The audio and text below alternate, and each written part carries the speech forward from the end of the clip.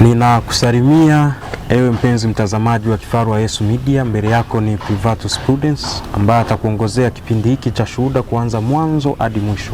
Niko naye baba yangu Mr. Josephat, atajitambulisha majina yake yote.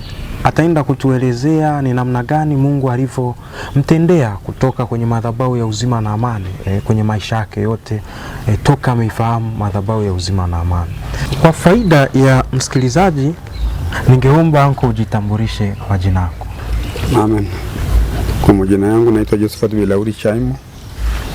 Mimi ni mwenyekiti wa wazee, mwenyekiti wa baba katika madhabahu ya uzima na amani.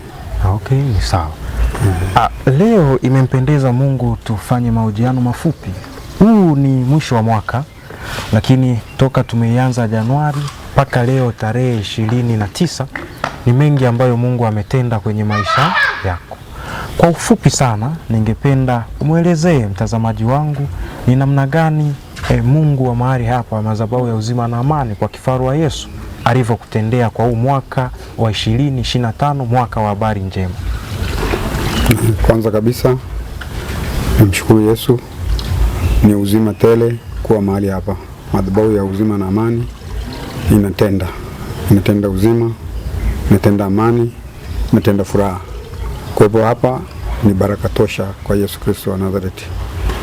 Toka Januari ilivyoanza mpaka sasa tunakaribia kumaliza mwaka, tumepokea mengi kama neno la mwaka linavyosema, mwaka wa habari njema. Baba yetu kuhani alivyotuasa, tumepokea habari nyingi njema. Tumepokea habari za uchumi njema, tumepokea habari za uzima tele, tumepokea habari ya amani. Mpaka sasa tunapoenda kukimbilia mwaka mwingine, tuna kila sababu ya kumshuhudia Yesu na kumshukuru kwa mengi aliyotutendea. Tumepokea uzima, mafanikio yanaonekana hata katika matukio yote yaliyotokea, tumebaki kuwa wazima.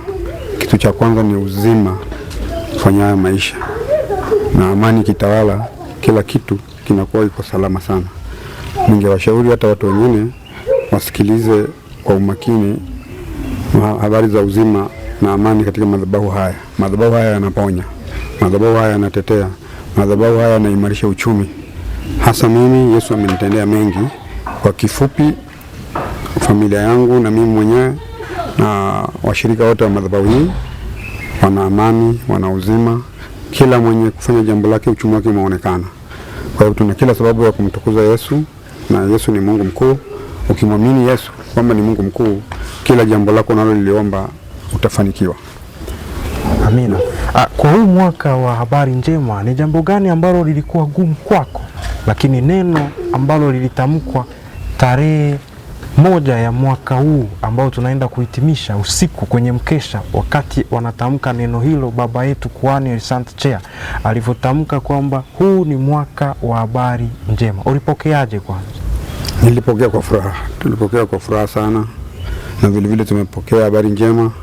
Kama mimi binafsi naweza kumshuhudia Yesu, mambo yangu ambayo yalikuwa magumu, marafiki zangu ambao nafanya nao kazi, wale ambao tulikuwa mawasiliano yalikuwa magumu, sababu mimi binafsi nafanya kazi ya utalii. Kwa hiyo nimepokea habari njema kutoka Ulaya.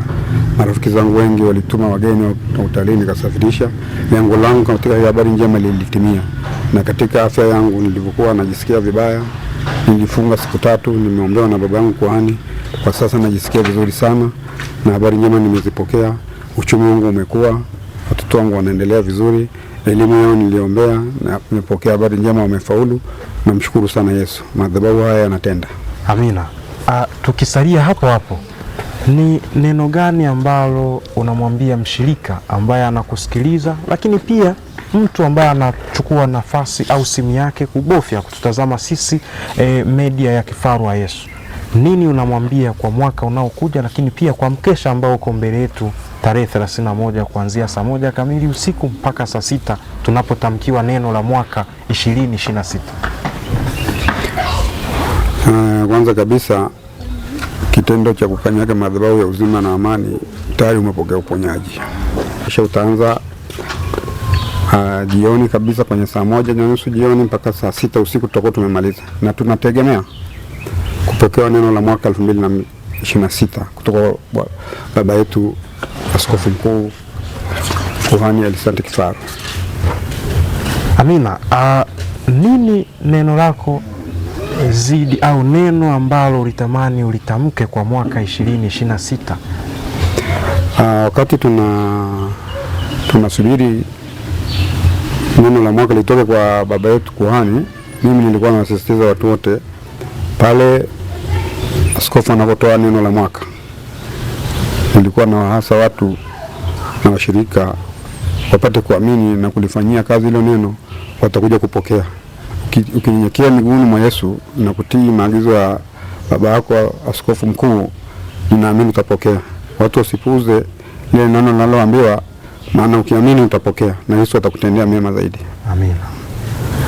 Nikushukuru sana mtazamaji wa Kifaru wa Yesu Media. Nilikuwa na mzee Josephat, ametupa briefing ndogo sana ya kile ambacho Mungu ametenda kwa mwaka 2025 na alivyojiandaa kupokea mwaka wa 2026.